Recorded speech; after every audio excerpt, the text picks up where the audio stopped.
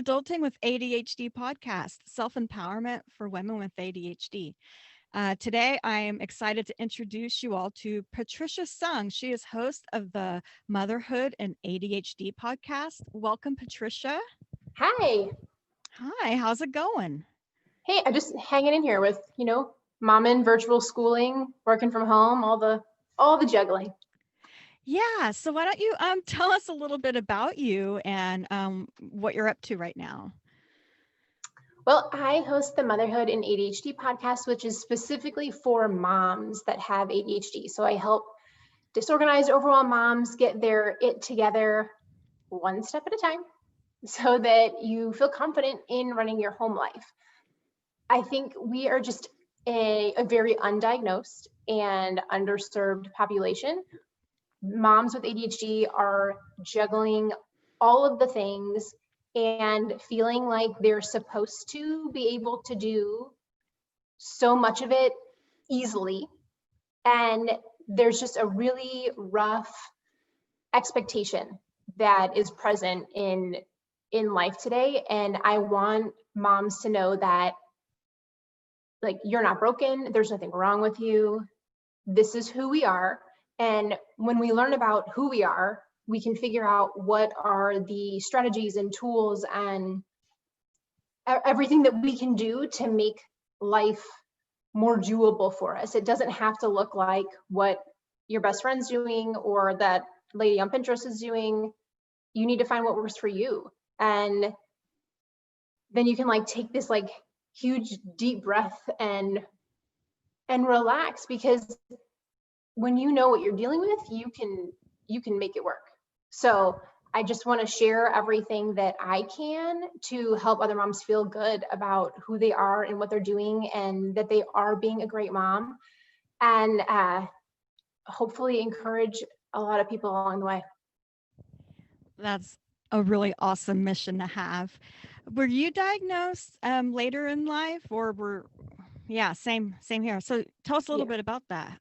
How old were you? So I am your classic twice exceptional and attentive girl. I flew under the radar for a long time. I did really well in school because I'm smart and I had structure imposed by all of the adults in my life, and I seemingly did pretty well.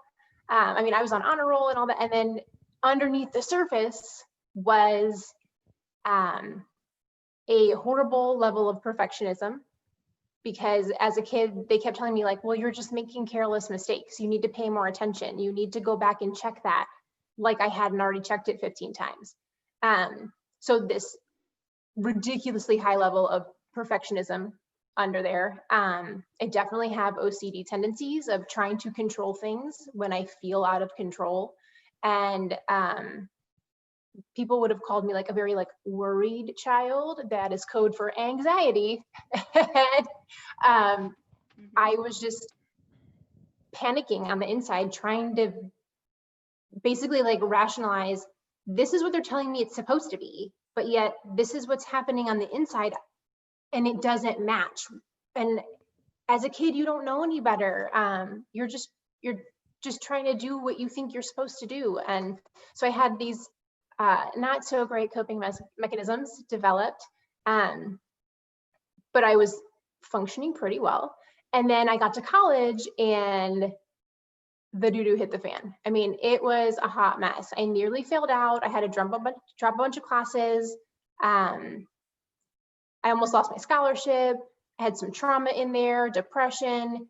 And that's when I was diagnosed, is when I thankfully went to a doctor who said, I think you have this. You need to go to the Student Services Center and talk to this person. And I was like, I'm sorry, what? I don't, mind blown. This is what I'm dealing with. It was just a shock. And so I was diagnosed around 19 or 20. And thankfully had some really great women who took me under their wing and helped me figure out study strategies that work for ADHD. And I did start taking Ritalin, because before that I was just drinking a ridiculous amount of Frappuccinos. If you remember back in the day, those little bottles of, excuse me, those little bottles of Frappuccino. Oh yes. So many of those. And that, yeah, so that's how I ended up getting diagnosed, is that I went in for a lot of other problems, not knowing that this was my actual like root issue. Yeah, so this is all sounding very familiar, and thank goodness for those student med centers. Wow, I know what you mean. I want to go back to something you said about way back. One of the first things you said was this idea that as mothers we could totally be us and in our skin and have this ADHD and live a good life. And the reason I actually brought you on here was to discuss the hormone experience, because I think a lot of us are discovering, and this is how we connected on Instagram, is that we aren't talking about this enough. And this is our very being. Like, our hormones is as basic as it gets, and there is just not a lot of info out there. And so you graciously accepted my pitch that we talk about your pregnancy and just what that was like as a woman with ADHD, because I just don't think enough of us really know until we're in the thick of it. So I wanted to start with just in a general sense, what your pregnancy was like with ADHD. At this point, you were diagnosed or not? Yes. You were. Okay. So yeah, from what you can remember, because I know for me, it's very vague what I remember, but I want to hear what you have to say about what it was like. Well, I fully believe that that is one of God's gifts to women, is that we forget how terrible pregnancy was, because then we would never have any more children. Agreed. I totally hate being pregnant. I try to tell people that as much as I can, because there is this sensationalized view of how wonderful pregnancy is and how it's glorious and you're growing a human and isn't it beautiful, the creation of life. And it sets this unrealistic expectation on us that we have to thoroughly enjoy the whole thing. And that is just not real. Like, I understand that there's some like tiny percentage of the population who thinks and feels glorious in that time. And part of that for me was that my mom was one of those people. I'm one of 5 kids. My mom loved being pregnant. She always talked about how she felt the best in those times. And I really thought it was going to be a glorious, like, unicorns, rainbows, and kittens experience. And it wasn't. I absolutely hated it. Oh, it was so bad. I threw up every day for 7 months with my oldest son, and until the day my second son was born. So it was a rough experience for me. Like, my boys were healthy, and like I feel like I need to say like the disclaimer of like, yes, there excuse me, there could be very serious things that went on, and I was very lucky none of those happened. But in the actual like pregnancy part, it was hard for me. I mean, not only just in the vomiting constantly, I had every symptom you could read of in a book of any kind of like weird, strange, extra fluid, what, it didn't matter. I had it all. And when you look at all the symptoms of pregnancy, it's like you took all these pieces of ADHD and just like lit them on fire. It's like a dumpster fire. I love that. Yes. Yes. I mean, because like when I was thinking about this yesterday, as I'm like, okay, like what, where do I want to go with this, and what do I want women to hear?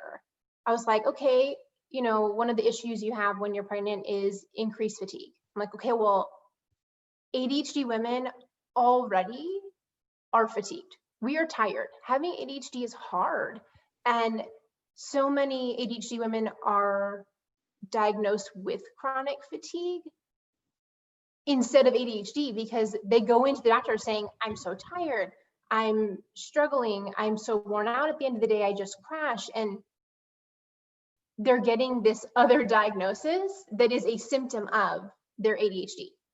And I'm like, okay, well, what else is a big pregnancy issue? Of, okay, well, you're not sleeping as well because you're uncomfortable and huge. And then you're not sleeping like quality wise well either. So you're getting less sleep and less quality sleep. And it's like, well, that's a huge problem. ADHD people need their sleep. That's a huge, huge, huge, like, I I don't know, agree like a completely. treatment. It's ADHD is making sure that you're getting enough sleep, and sleep problems are one of the most common comorbidities that we have. You know, getting to sleep, staying asleep, waking up in the morning, like every part along the way. And here, that's another thing pregnancy is making worse. The like, you're probably not exercising regularly, which is really helpful for your ADHD. Some of the medicines you can't take while you're pregnant. So now you have that tool that's taken out of your toolbox. What else? There's issues of like having a lower body image because you're seeing how you're changing and you're gaining weight. And now you look at your body and you're like, this doesn't even look like me. So you have all that stirring up. And a lot of ADHD women have very poor self-esteem and self-image because you've spent your whole life hearing all these negative messages of why can't you get it together? What's wrong with you? What if you just tried harder? So we're just like layering on some more negative self-talk. And it was funny because I asked my husband last night, I said, what was the worst part about me being pregnant? And he goes, yes. And I was like, yes, that's thanks, husband. yeah, that's pretty accurate. So, and then he's like, okay, no, but seriously, it was the emotional volatility. Like my mood swings were just all over the place. And like that, I mean, I was fine, angry, fine, crying. I mean, it was just all over. And that's, again, emotional regulation and energy regulation. Those are things that are, again, hard having ADHD. And then pregnancy, just like, exactly.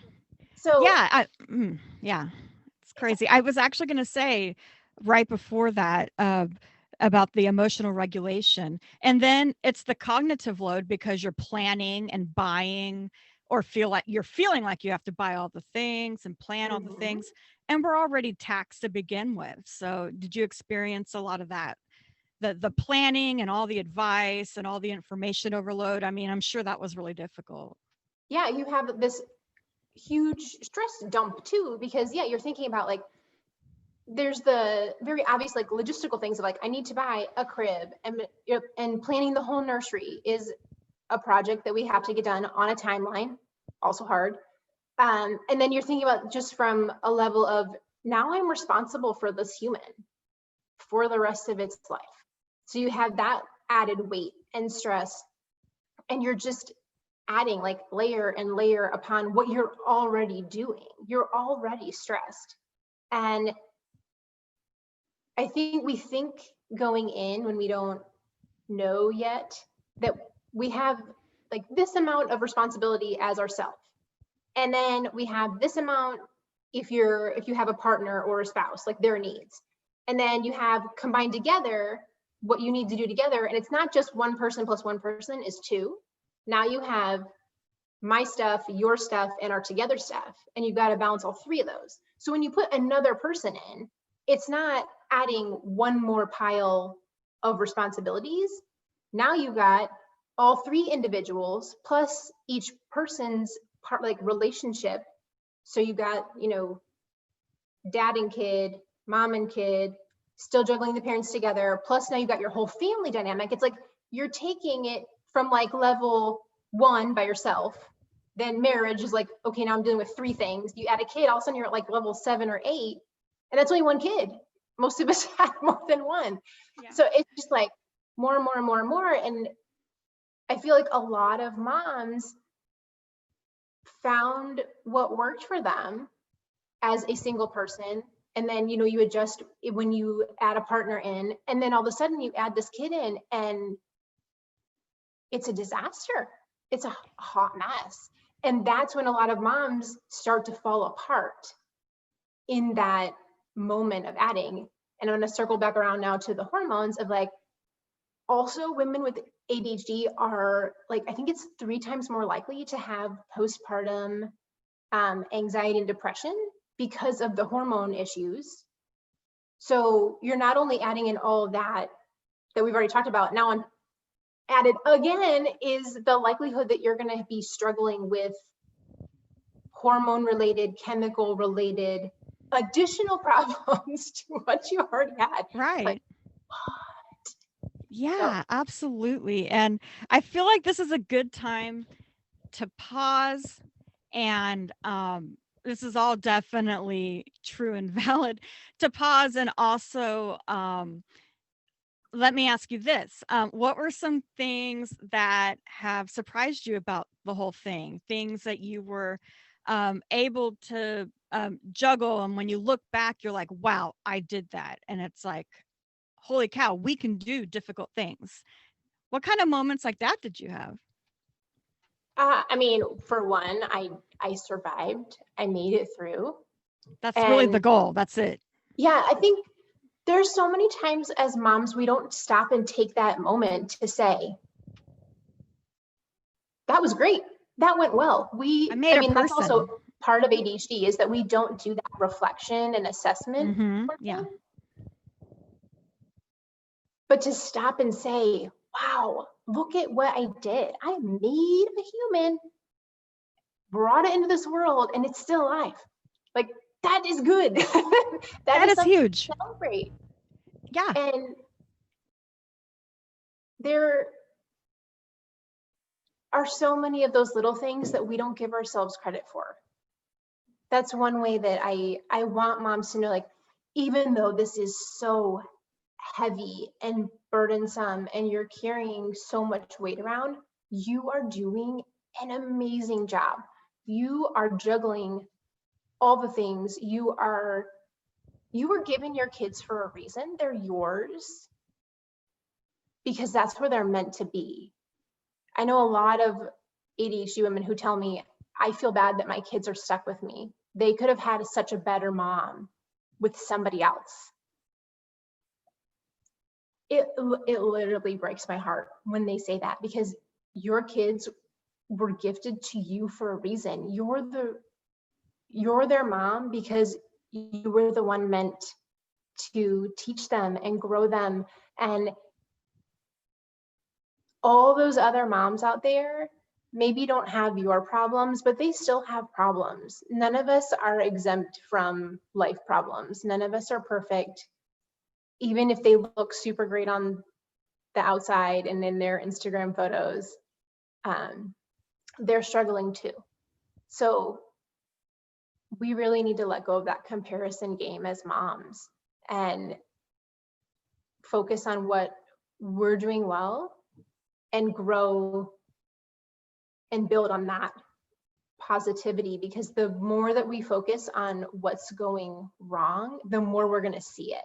That's our brain's job, is to keep us safe. It is hardwired to look for things that support what we currently believe. Yes, so if you absolutely. keep repeating your negative messages, your brain is then going to keep looking for evidence to support those negative messages.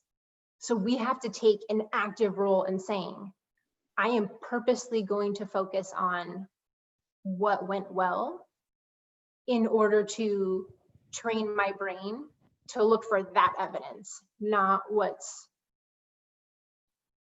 pulling me down. Like, not to say that we just like, oh, I'm just going to pretend all my problems don't exist. No, but the more that you develop that habit of looking at what you're doing well, it will grow. It will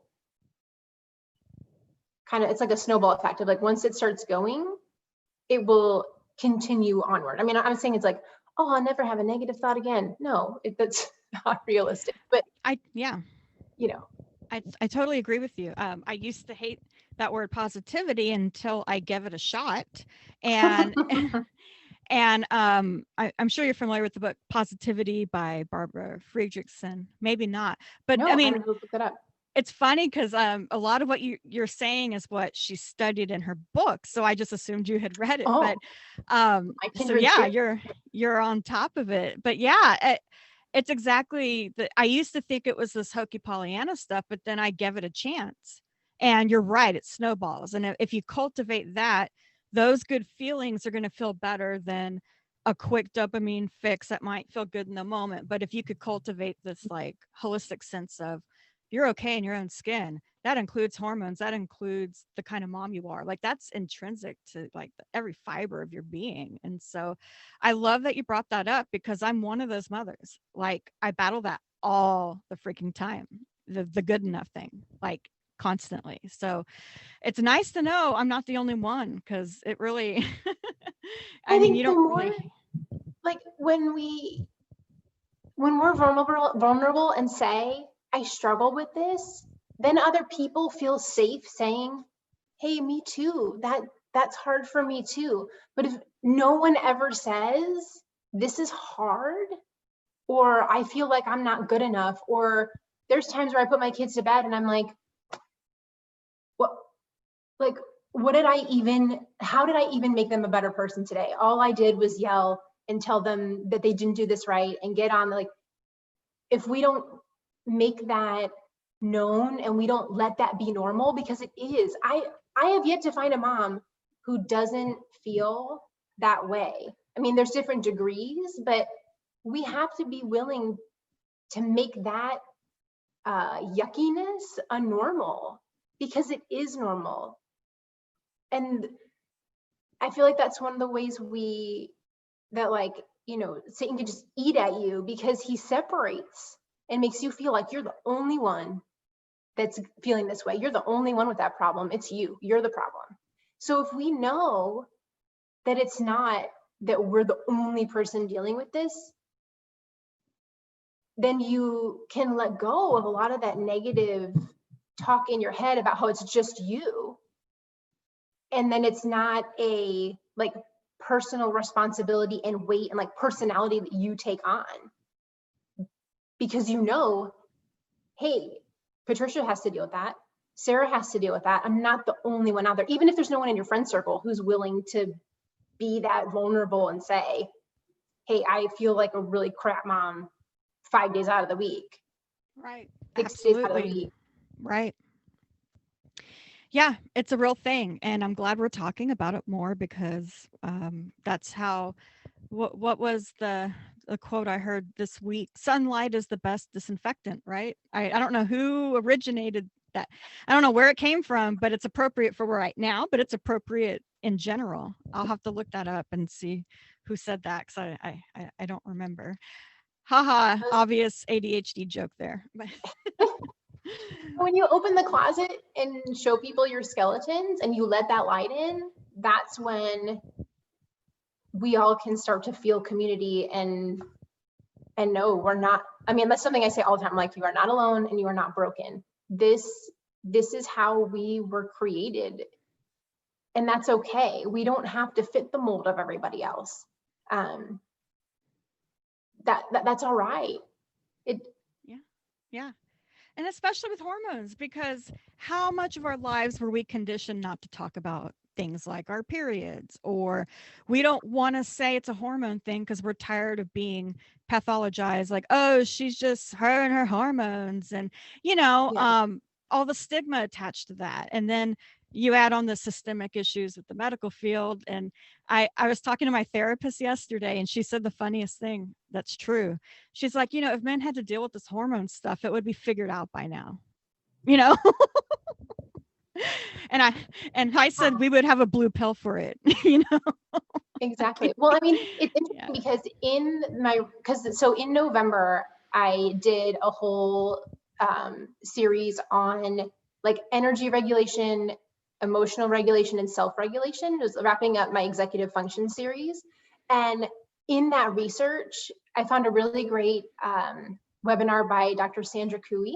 And it was from, I should have written this down, an ADHD group in the European Union.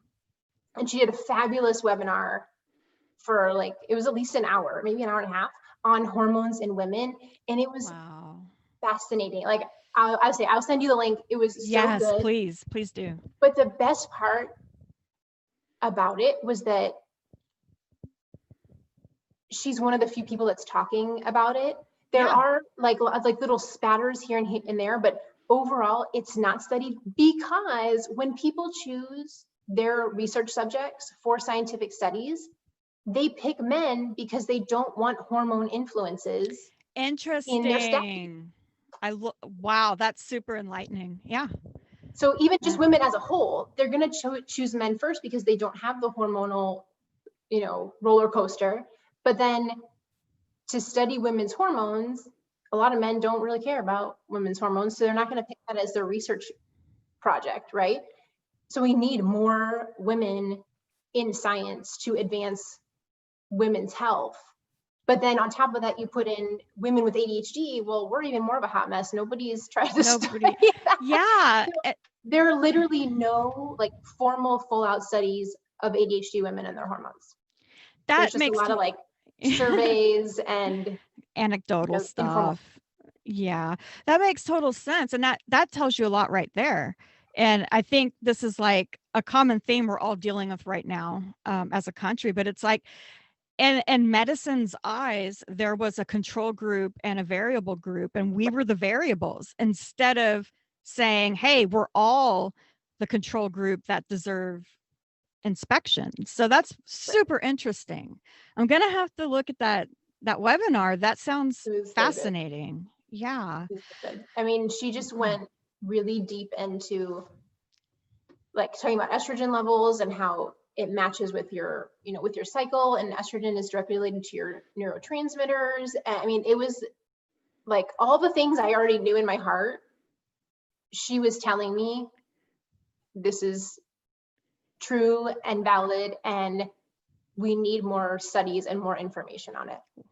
And that must have felt amazing. I mean, just the affirmation that this isn't all just a bunch of junk in your head, just like ADHD, it's like, oh my gosh, this is science. I'm not crazy or weird or stupid or whatever you want to say, what people tend to think. That exactly. That I mean, is fascinating. It's like scientifically based. It's science.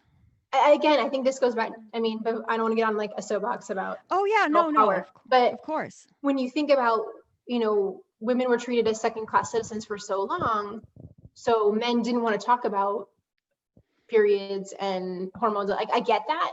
That's not of interest to them because it's not their problem. I mean, well, it ends up being their problem, but right. Yeah.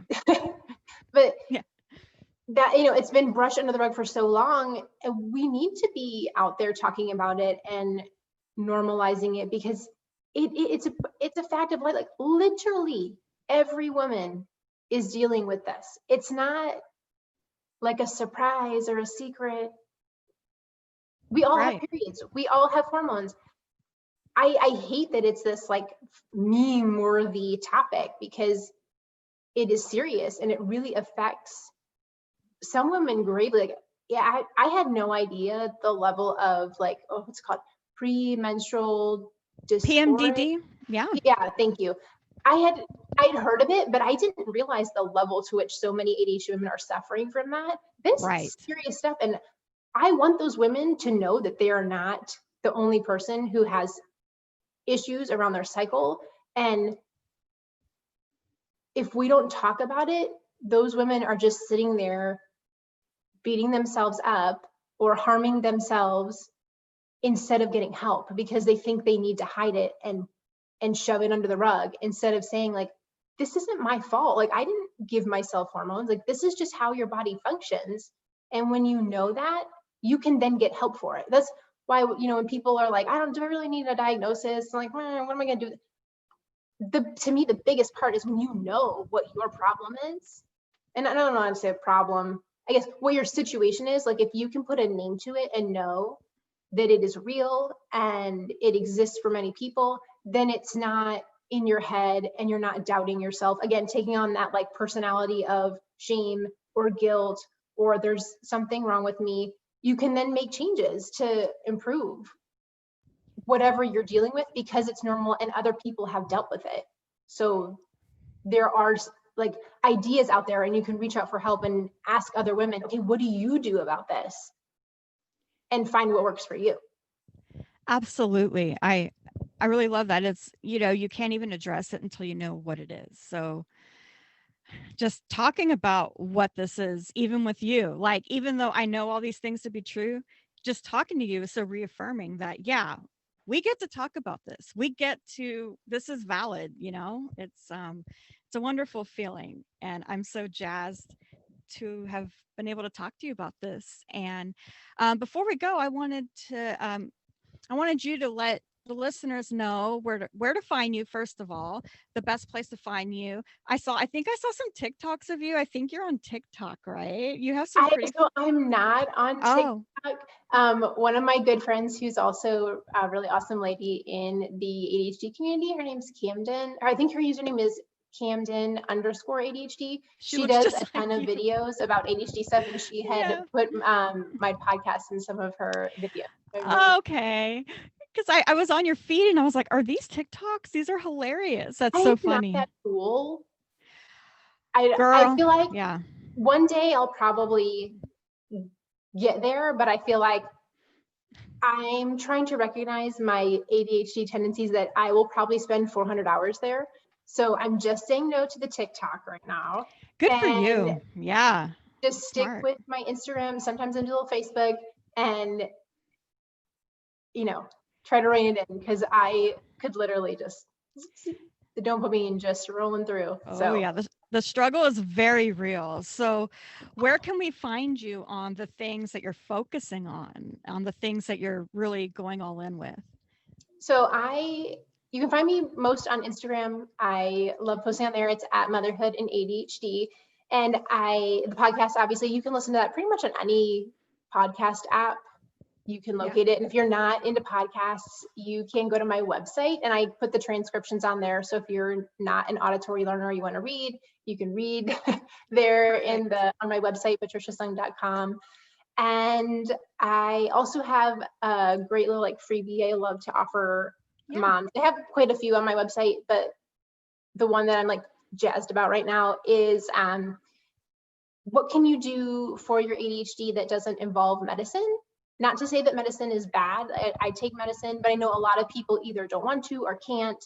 And these are ways that you can manage your ADHD without, or I guess in addition to or without medicine, because really, even if you're taking medicine, you should be doing a whole lot of other things. That's just one tool in your toolkit. I So agree. Yeah. it's like a brainstorm list of like, here's all the things that you can work on. And then I tell you at the bottom, just pick one and work on one thing for right now. And you can add on as you go what fits you. But here's a starting point of, I'm trying to think of how many other, like 15, 20 ideas where you can ramp up. So you can get that at patriciasung.com/beyond, then -meds. And you can download that Perfect. Awesome. Well, Patricia, thank you very much. It was wonderful to meet you and too. Okay, in wonderful true time. ADHD style, I just realized Yes. I didn't answer one of your questions. Can I Okay. answer it really quick? Okay. Because Absolutely.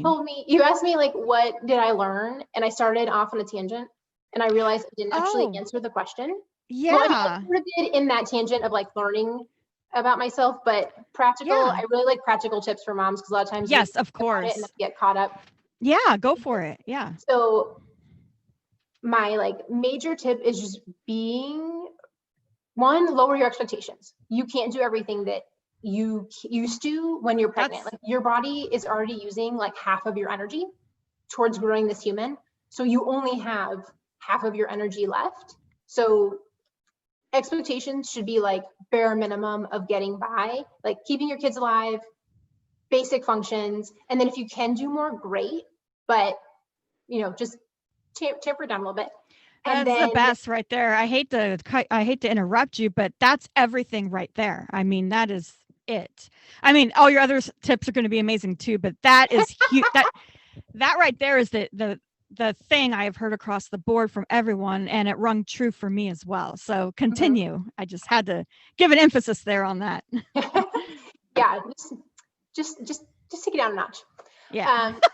And in that lowering of expectations, being realistic in what you personally can accomplish. We're all going to be in different seasons. Obviously, if it's your first kid versus your fourth kid, that's a different ball game than if you're working outside the home versus, caring for a sick parent at the same time. Like there's all kinds of pieces that go into it. So be realistic in what you can accomplish in this season. have a talk with your spouse or partner or with yourself of what has to get done. What can you let go of for this time? And no, it's not forever. It's not like you're saying bye to hobbies for the next 40 years. Maybe it's just for the next 6 months or a year. And then where can you get help? What can you outsource? Can you, order food in or buy the like prepackaged meals, or what is it that's going to make your life easier? So like outsource or ask for help in what's realistic for you. And then my favorite quote from Dr. Cooey was, be aware so you can prepare. If you know that things are going to be hard, you can adjust beforehand instead of being totally just beat down and frustrated and like in tears. Like that's probably gonna happen anyway because you're pregnant and you're crying. Yes. But if you know ahead of time that that's coming, you can make adjustments and plan before you hit that breaking point, or maybe at least push the breaking point a little farther down the road. So sorry, I just realized, like, let me give my tips before we say bye, because that's amazing. No, I'm glad you did that, because I did hear the non-practical stuff, the deep stuff. I was like, yeah, that's what you do. But you're right. I mean, it helps to have practical. Yeah, and I'll just piggyback on that. I know for me, I froze a lot of stuff ahead of time, and I know when you're pregnant, you're not really in the mood to cook. I didn't do anything fancy, but I did, like, if I was cooking, I cooked extra and gradually built up a stockpile so that when the baby was there, I wasn't stressing out about dinner. And I also, that's how I found out about the Instant Pot, was when I had a newborn, and we became best friends, and we've been best friends ever since. So I wanted to throw that in there. But yeah, just brace for the spin, and just go with the spin, lean into it, because it's going to happen anyway. Don't fight it. I love it. Great advice. Well, Patricia, it's been a pleasure. Thank you so much. And I'm going to let you get back to your virtual teaching. Have fun with that. Thank you. I'm excited to be here. I really appreciate it, Sarah. No problem. Take care. Bye. Bye-bye.